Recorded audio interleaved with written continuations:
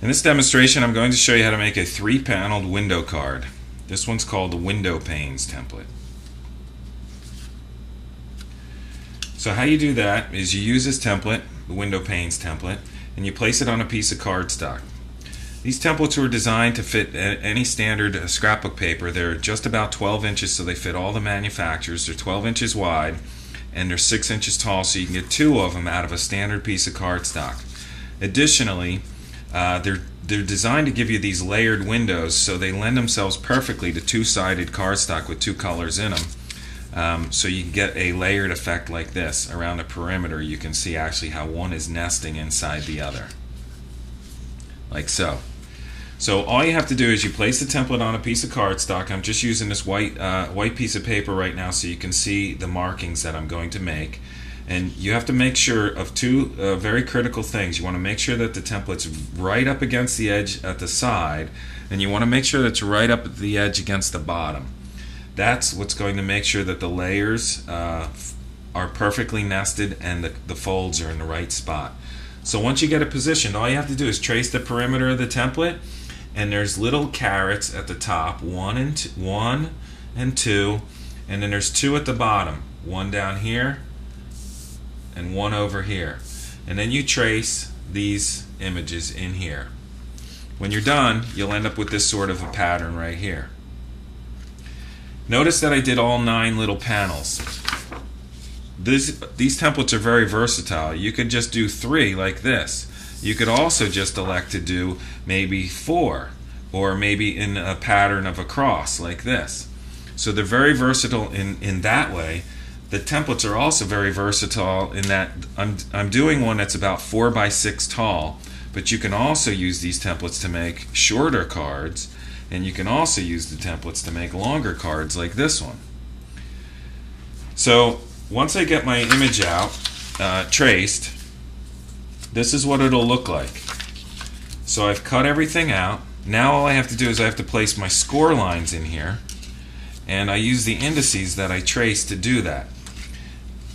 A straight edge, you could use the template, or you can use a ruler, and you can't see these indices, but there's a point and there's a point here, and all I have to do is just score that way, and then I have to do the second indice like so, point to point, and just score it, and that's how I will get my 3-paneled effect like so. Then you just place the embellishment however you want it. What's also really neat about these templates is that this card's set up in a portrait sort of configuration where it's tall, using a computer term, portrait. You could also make it in a landscape position just by changing your embellishment so it goes left to right. You could also make the card as the template tells you to, which is about 6 inches tall, and then truncate 2 inches, and then you've got a perfectly square 4 by 4. You could also use it to make the tall card, and how I would do that is, if this were the piece of cardstock that I started out with, if I wanted this to fit a number 10 business envelope, for example, I would cut it down to 9 inches. You could make a 12 by 12 just by using a standard piece of cardstock, but cut it down to 9 inches, and then lay your template on your cardstock, and trace the images here and here, and mark the indices at the top, 1 and 2, with your pencil. And then all you have to do is slide this down.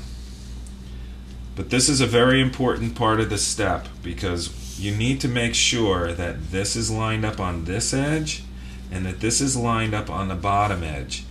That ensures that this image will nest perfectly in here, and it makes sure that the panels will fold perfectly. So once you get it lined up to the left and the right, all you have to do is mark the caret here and the caret here, and now you have to just use a straight edge to go mark the indices point to point, and there's 1, and then here would be the second one. The other neat thing that I like to show people is that you could add multiple windows. So here I only have this set up, but I could also have another group right next to it. I could also just, this is unending what you could do. I could also just elect to do 3 of these, and then move over and only do 3 of these, and move over and do 3, 3, 3. So it's almost infinite how you can use these. And how I would add windows to this particular card would be, You could do it in two different. You could do it after you've done the creases and then just add them later, or you could do it while you're tracing. But I'll show you after how I do it after I've cut it out. I make sure that this is lined up over here, and I just make sure my indice is sitting right on this fold, and it's right on this fold as well. And then all I do is I trace these and cut them out, and I will have multiple windows. Here's some of the neat effects you can do. This is using a different template called the Archer's Window, but you could have a very nice reveal like this. So you create your embellishments to show the other two images. I could also have used this to create multiple windows throughout this card and have these reveal right from the get-go, but I like to open them like that and show reveals. Here's another one. This is called a Wavy Window, and this is another nice reveal where you just put a full-size picture in there. So this particular one is called a Window Panes template.